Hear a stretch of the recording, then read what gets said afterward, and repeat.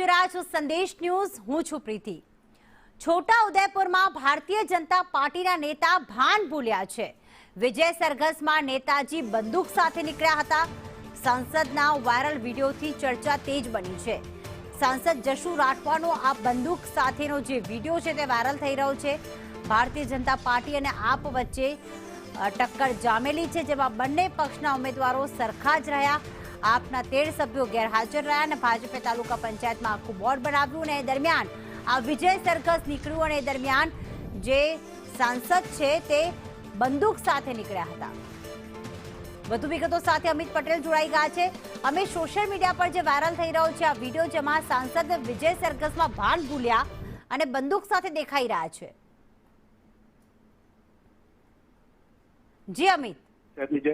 છોટાઉદેપુર તાલુકા પંચાયતની જે પ્રમુખ ઉપપ્રમુખની ચૂંટણી હતી, જેને લઈને અસમંજસની સ્થિતિ સર્જાઈ હતી, ત્યારે મહત્વની વાત એ છે કે છોટાઉદેપુર તાલુકા પંચાયતની અંદર ભાજપના 13 તેમજ આમ આદમી પાર્ટીના 13 સભ્યો થતા ટાઈ પડી હતી અને આ ટાઈ પડતા ભાજપ દ્વારા 3 સભ્યોને કાઢી લીધાનો આમ આદમી પાર્ટી દ્વારા કરવામાં આવ્યો હતો।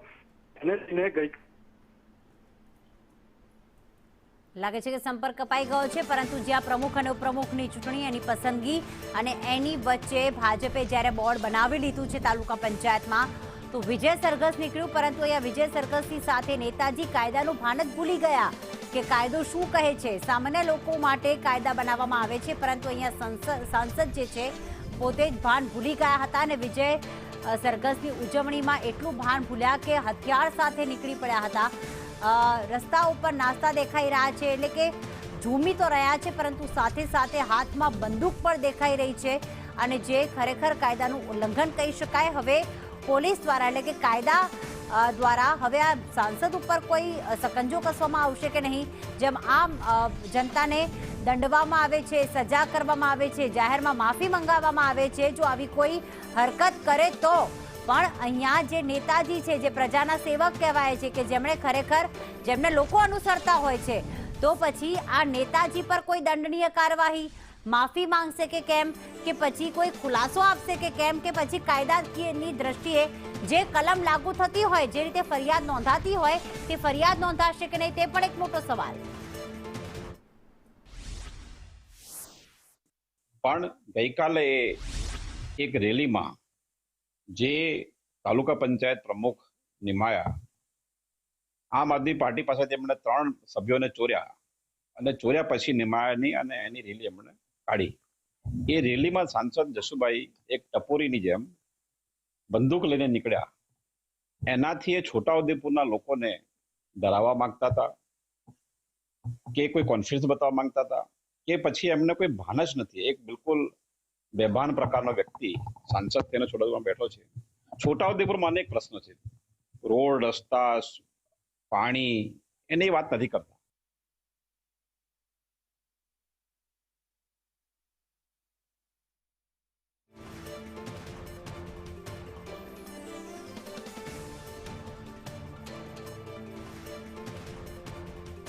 તો ભાજપે તાલુકા પંચાયતમાં બોર્ડ તો બનાવી દીધું, પરંતુ આ બોર્ડ બનાવવાની ખુશી એટલી હદે વધી ગઈ કે કાયદો તોડતા પણ અહીંયા સાંસદ જોવા મળ્યા હતા।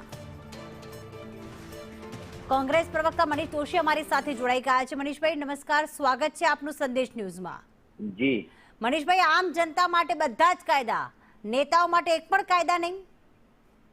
નિશ્ચિતમાં પ્રીતિબેન, જે રીતે સંદેશની સ્ક્રીન ઉપરના દ્રશ્યો છે, આપણા સૌને શાંત ગાંધી સરદારનું ગુજરાત કેટલી હદે કઈ દિશા તરફ જાય છે, બે જવાબદારીપૂર્વક ચૂંટાયેલા જનપ્રતિનિધિ સાંસદ, સત્તાધારી પક્ષના ભાજપના સાંસદે જે રીતે આર્મ્સ એક્ટનો ગુનો, એટલે કે હથિયારનો ઉપયોગ કરીને દેખાઈ જાહેરમાં પ્રદર્શન કર્યું છે, એનાથી ડર અને ભયનો માહોલ ઉભો થાય એ સ્વાભાવિક છે।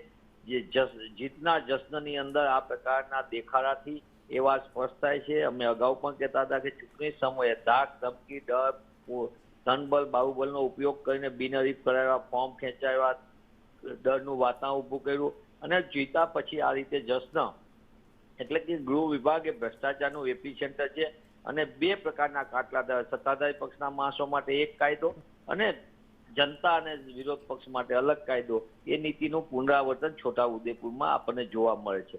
સાંસદે આર્મ્સ એક્ટનો ગુનો નોંધ્યો છે। હું સંદેશના માધ્યમથી જિલ્લા પોલીસ વડા અને રાજ્યના ડાયરેક્ટર જનરલ ઓફ પોલીસ ડીજીપીને પણ વિનંતી કરું છું કે સામાન્ય માણસે જો પોતાની જન્મદિવસની ઉજવણી વખતે જો આ રીતે કાયદો સામાન્ય જનતાએ ઉલ્લંઘન કર્યું, તાત્કાલિકપણે એની રીલ ઉપરથી પોલીસ એકદમ સુરવીર થઈને ગોતી પાડે છે, તો અત્યારે આ સાંસદના વિડીયો પછી એ શું પગલાં લેવા માંગે છે ગુજરાત અને ગુજરાતીઓ જાણવા માંગે છે. આ સંપૂર્ણ ભયનું વાતાવરણ ઊભું કર્યું, ડરનું વાતાવરણ કર્યું અને પોતાની સત્તાના અહંકારમાં કઈ રીતે ભાજપા ખેલ ખેલી શકે છે એનું આ વધુ એક ઉદાહરણ આપણી સામે જોવા મળ્યું છે. કોંગ્રેસ પક્ષ તરીકે અમે માંગ કરીએ છીએ કે ગૃહમંત્રી શ્રી તો કાયમ કહે છે ચમકબંધીને છોડવામાં નહીં આવે, કાયદામાં રહેશો, ફાયદામાં રહેશો. આમાં કોના માટે કાયદો, કોનો ફાયદો, એ વાત પણ એમને ગુજરાતની જનતાને જણાવવી જોઈએ. બિલકુલ, આભાર મનીષભાઈ સંદેશ ન્યૂઝ સાથે વાત કરવા બદલ. તો આમ જનતા માટે અલગ કાયદો, વિરોધ પક્ષ માટે અલગ કાયદો અને શાસક પક્ષ માટે શું અલગ કાયદો છે?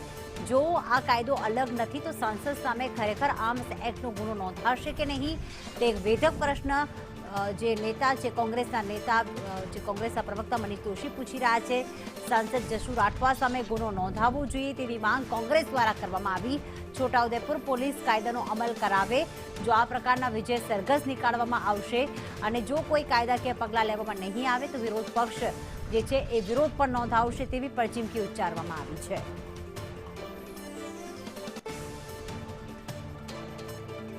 તો ભારતીય જનતા પાર્ટી અને આમ આદમી પાર્ટી વચ્ચે જ્યારે ટક્કર જામી હતી, આખું બોર્ડ તો બની ગયું છે તો બીજી વાત છે, પરંતુ અહીંયા સૌથી મોટી વાત એ છે કે જ્યારે વિજય સરઘસ નીકળ્યું એ વિજય સરઘસમાં નેતાજી ભાન ભૂલી ગયા. નેતાજી જે ખરેખર લોકો એમને ફોલો કરતા હોય છે કે નેતાજી જેવી સેવા કરવી જોઈએ, નેતાજી જેવું કાયદાનું પાલન કરવું જોઈએ, પણ જો અહીંયા નેતાજી જ કાયદાનું પાલન નહીં કરે, એ જ વિજયમાં, જીતની ઉજવણીમાં ભાન ભૂલશે તો આમ જનતા પાસે તમે શું અપેક્ષા રાખી રહો છો? જનતા પણ એવું જ કહેશે કે જો નેતાજી સામે કાયદોનો સકંજો કસાશે તો પછી લોકોમાં એક ડર બેસશે. પરંતુ અહીંયા સાંસદ જશુ રાઠવા જે છે એમને વિડીયોને લઈને કોંગ્રેસે પણ આક્ષેપ કર્યો છે, આમ જનતા પણ આક્ષેપ કરી રહી છે કે તેમની સામે કાયદાકીય પગલાં ભરાવા જોઈએ.